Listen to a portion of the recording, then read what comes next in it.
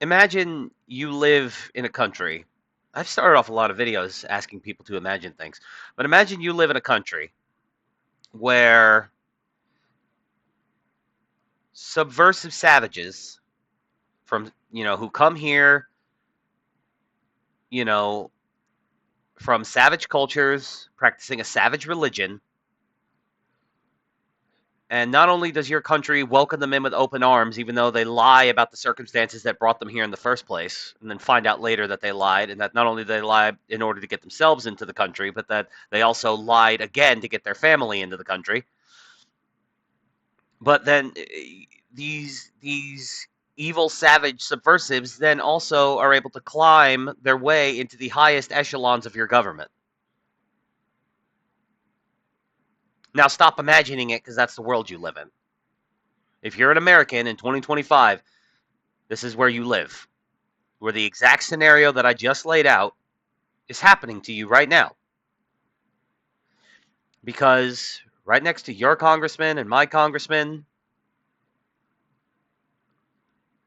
in the same halls of Congress that our ancestors fought and died to establish and then later protect, sit foreign born Muslim savages who lie to gain refugee status, who then lie on documents to get their family into the country. And that's Ilhan Omar. That's what she did, allegedly.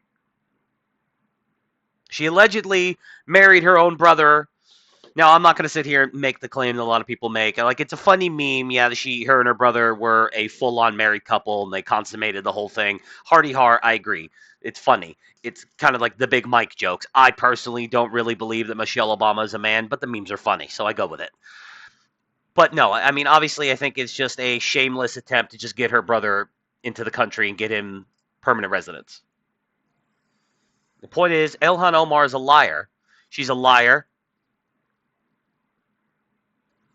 practicing that taqiyya against us kafars. Pretty sure that's the correct word. And he said she's just completely subversive. She hates the country. She subverts the country at every opportunity she's given. She lies. She cheats. She helps people in her life lie and cheat. And then whenever she's, standing there on American television as a representative of the American government, she tries to subvert your duly elected president and the law enforcement apparatus that he is trying to empower to make your country safe again, by claiming that ICE are just a bunch of racists, that Tom Homan is racist, that ICE is just a Ponzi scheme. I don't think she used the word Ponzi scheme, but that it's just a money-making scheme. That's Ilhan Omar. And that's how far we've fallen. I don't care if, whatever, Sudanese or Nigerians or whatever, if they want to come here and integrate and just work and pay taxes and just be decent people, by all means, I'm fine with that. I really don't care. Like, we could talk about H-1Bs and moratoriums and, disqualifying certain countries, I'm willing to have all those conversations. I'm sympathetic to all that. But, as a general rule, I don't have a problem with people immigrating here if they want to integrate. That's not what she did. People like her, people like Mehdi Hassan, they come here to our country and then they expect our country to change for them.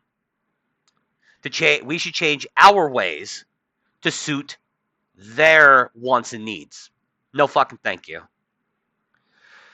But luckily, Ilhan Omar is not just saying these things in a vacuum with no pushback. She's getting a fairly large amount of pushback. She's never going to lose her seat because there's so many fucking Somalians and other African migrants living in her district that, in Minnesota, that she's always going to end up getting reelected. It's kind of a foregone conclusion.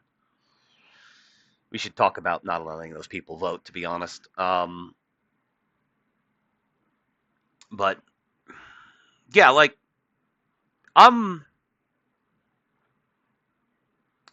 I'd be willing to do a system where you could emigrate, gain permanent, you can't vote until you gain citizenship, and then you have to hold citizenship in good standing for a decade before you're giving voting rights. And, that will only help a little bit, but that's just like an example. Because a lot of these people are just like legal permanent residents, or some of them gain citizenship, or a lot of them are the kids of these people who came here, and now their children are birthright citizens because of a highly retarded reading of the 14th Amendment. So it can only help. So, but that's just like one example. I'm not just screaming into the void. I'm offering like potential solutions. But yeah, she's not going anywhere congressionally unless we can get her on some kind of genuine, like, illegal thing, if and then get her removed from office and hopefully get her deported. Like, I don't care to say this. I want her deported. I want Ilhan Omar out of Congress. I want her citizenship revoked, and I want her deported. Same thing with Mehdi Hassan. He can take his fucking ass and go too. I'm tired of these people, these rootless cosmopolitans. No, like, I'm kidding, of course, using Stalinist language. That's the joke. But like, I really am sick of these people. I'm sick of them talking. I'm sick of them having roles in government. Like, I'm sick of all of it. Shout out to Conservative Brief here. Rep. Ilhan Omar is facing renewed backlash after a string of incendiary remarks on immigration enforcement and the legacy of slaying conservative activist Charlie Kirk. During a recent appearance, Omar appeared to forget the name of Laken Riley. She kind of, like, we'll watch that clip in a second. Like, I get it. You want to get the dunk, but that's a little too. That's not exactly what she did. The University of Georgia nursing student murdered by an illegal immigrant and claimed the legislation named after her was designed for ICE detention centers to make money. Yeah, that's true.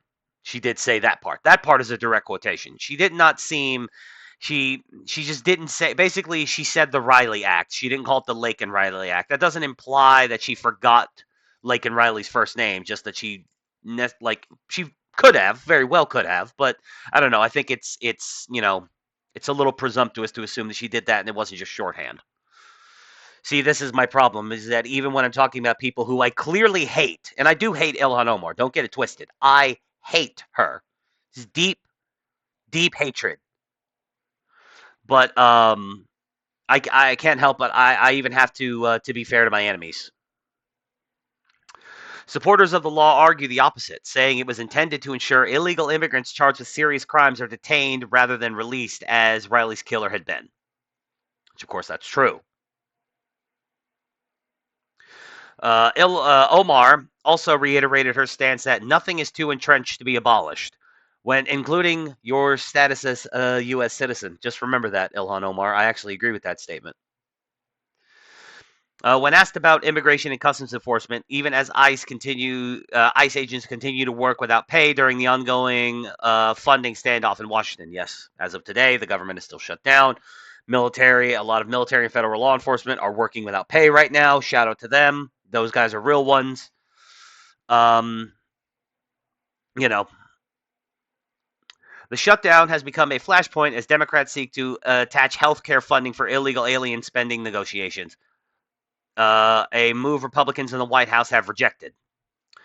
The Minnesota Democrat has also remained unapologetic in her commentary about Kirk's assassination. In an interview with Don Lemon, Omar said it was a tragedy that Charlie Kirk was killed in that way. This is the moral equivalent to, I'm going to let you finish. I'm happy for you. I'm going to let you finish. But, and, nothing anyone says before the word or after the word but, or nothing anyone says before the word but really counts. And expressed sympathy for his family, but added there is no legacy to honor. It was a legacy filled with bigotry, hatred, and white supremacy. Who the fuck are you to call a Christian conservative who has blacks and Hispanics, and even gays, by the way, even gay men were working as part of TPUSA. Who the fuck are you to call him a white supremacist? He never, ever, not once, not one fucking time in his entire career that I'm aware of did Charlie Kirk ever say anything that you could claim to be genuinely bigoted or racist. He did not stand for white supremacy, you stupid whore. And she is a whore, by the way. That's another thing. Ilhan Omar is also a whore on top of everything else. She's a slutty little slut butt. Like he never, but she can just sit there with a straight face and just lie to you, just lie with absolutely just because remember she is a Muslim and Takia allows them to lie to us. In Christianity, granted, I'm an atheist, but I am saved and baptized. Technically, left the church late into my teen years, but as I've said many times ad nauseum, I'm not a part of the church, but I'm not an enemy of the church. But like in our religious tradition, lying is bad. Full stop. Simple as. Nowhere in the Old or New Testament does it make any kind of carve out of when it's okay to lie. You are always supposed to be truthful. Period. Full stop. But Muslims, no, they have this thing called taqiyya, where they're allowed to lie to subvert. Now, some of them will try to cope and say only insofar that it means to protect ourselves. That if we have to lie to Christians or Jews or any non-Muslims as a means to protect ourselves, then of course we're going to lie. But protect yourself from what? Protect yourself from the possibility of being fucking deported? The point is that they don't have a problem lying to you.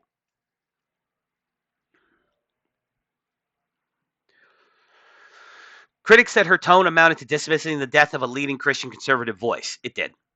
Her remarks sparked outrage online and renewed calls for her censure.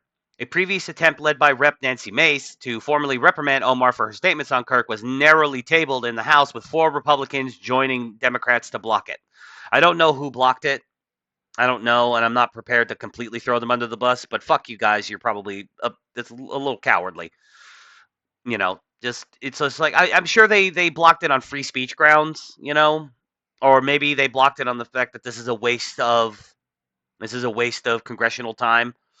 So I suppose like I'd have to hear their official reasoning as to why they voted with Democrats to block it, but still, it from the outside looking in, from just knowing that 4 Republicans, that looks like rhino behavior.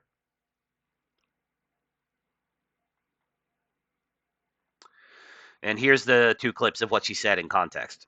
Because again, it is a for-profit machine. The detention centers are oftentimes private. It makes money for people. That's why you have the long holds. That's why we have bills like the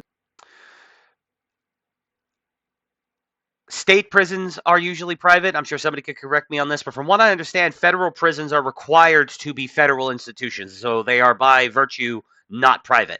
Don't quote me on that 100%.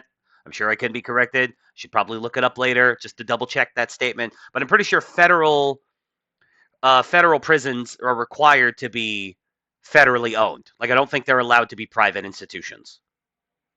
The Riley Act, right? You can hold somebody indefinitely. So that's, the owners of these detention centers that are going to make money out of that. Because yeah, who can be held indefinitely? Illegals. Yes, illegals, you stupid bitch. Illegals, especially illegals who commit violent crimes. But, again, it's okay for her to lie. That's perfectly acceptable for her to do in her religion. She can lie to us all she wants to. What we are seeing right now with the way ICE is conducting themselves, not only are they violating the constitutional rights of people who are citizens. No, they're not. Not a single U.S. citizen.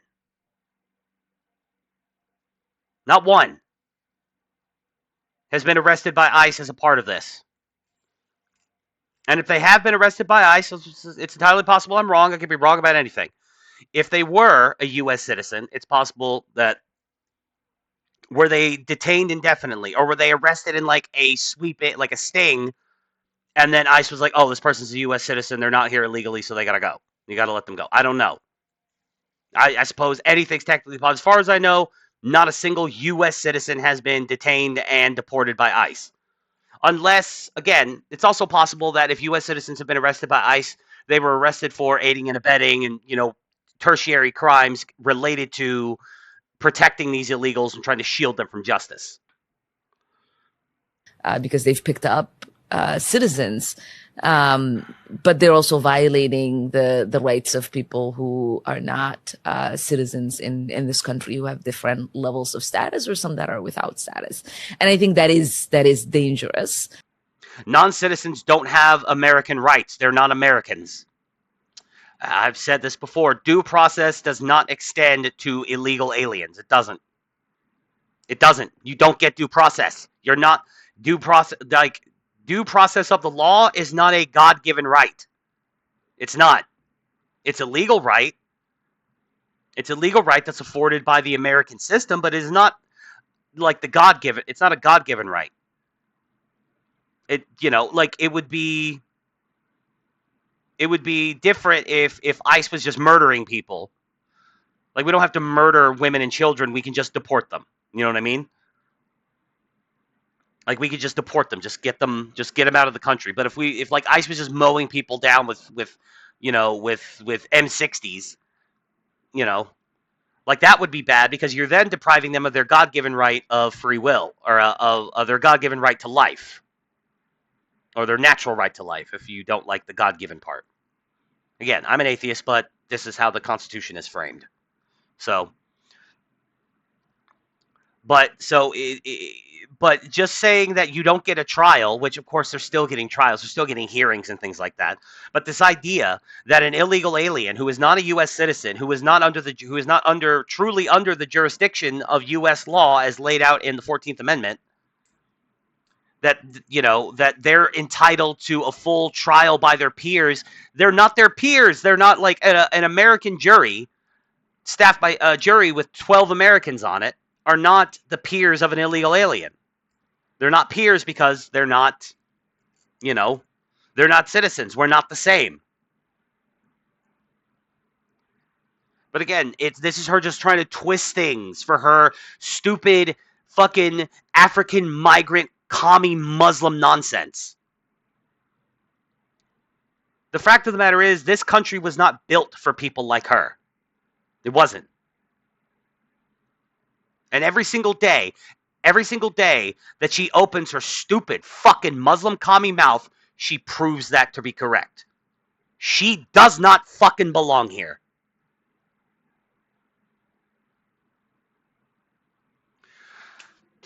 The controversy comes months after Omar joined fellow Minnesota Democrats Betty McCollum and Kelly Morrison in voting against the Laken Riley Act.